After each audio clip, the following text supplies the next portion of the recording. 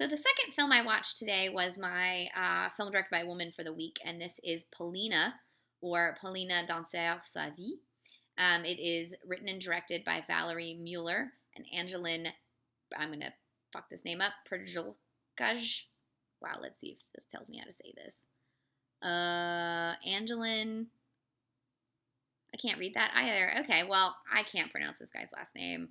He is a dancer. They're both dancers. Valérie Müller wrote the screenplay, and then the two of them directed it together. They are a couple. And it's based on actually a graphic novel. So I kind of want to find that. Like, I always love graphic novels that get turned into things where you're like, sort of like Blue's the Warmest Color that was a graphic novel and then becomes something that doesn't feel like a graphic novel. But now that I know that it was a graphic novel, it sort of explains why it was so, like, the visuals were so beautifully accentuated. And I think it must be because it came from a visual medium to begin with. And then I must say it's one of the most beautifully choreographed dance films I've seen in a while. And I think that speaks highly to having a dancer and choreographer as your co-director.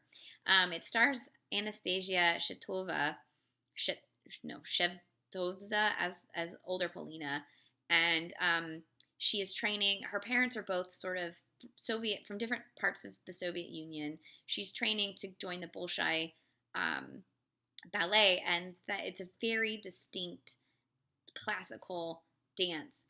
She meets a man from France who is interested in a different kind of dance, and they decide to go off to Paris to study with Aix-en-Provence, to study with this other choreographer played by Juliette Binoche.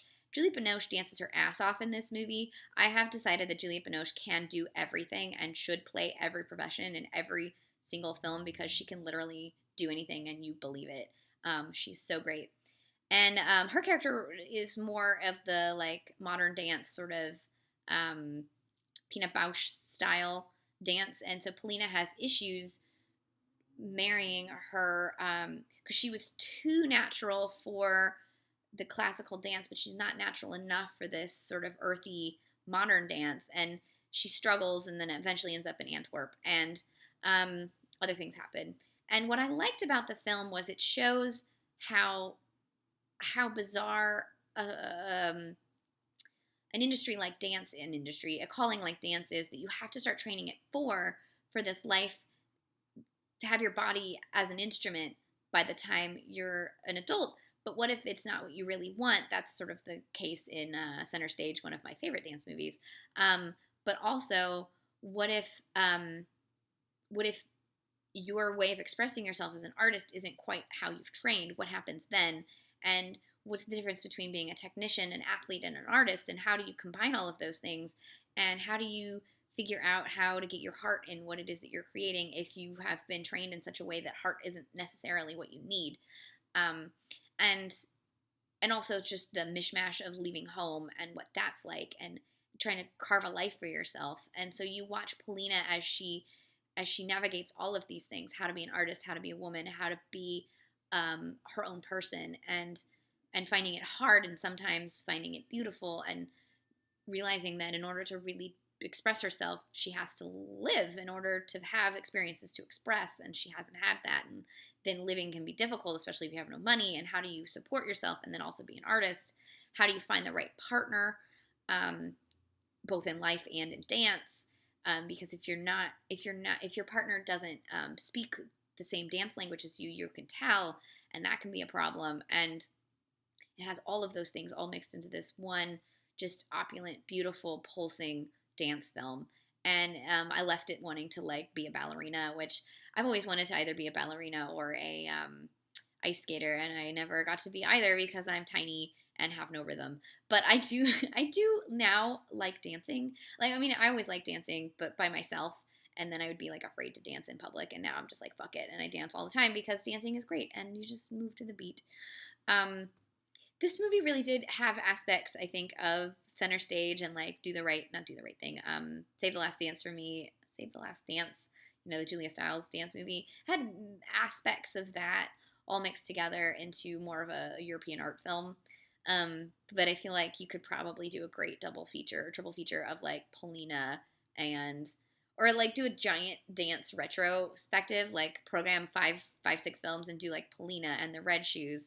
And well, let's do 6 films. We do Polina, we'll do the Red Shoes, we'll do Suspiria, because for that'll be the midnight one. We'll do Center Stage, we'll do Save the Last Dance, and we'll do Pina. And it will be like the best 6 films in a row that you've ever seen. I'm excited to do this now. This is my plan.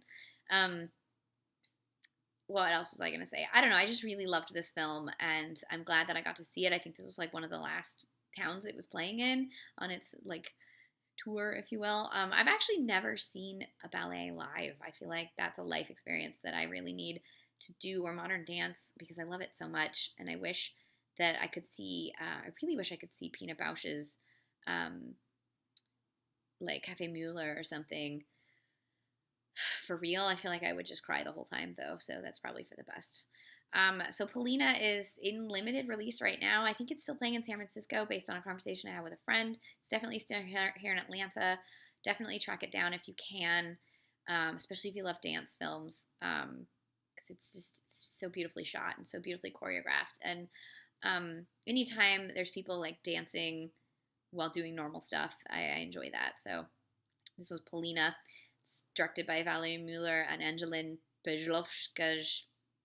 I can't pronounce it. Someone tell me how to pronounce it, please. I tried to read the like where it writes it in the broken out phonetically, and I couldn't read that either. So, oops. I recommend this film, and you should check it out. So this is Polina. Technically 2016 in Europe, 2017 here in America. A great film.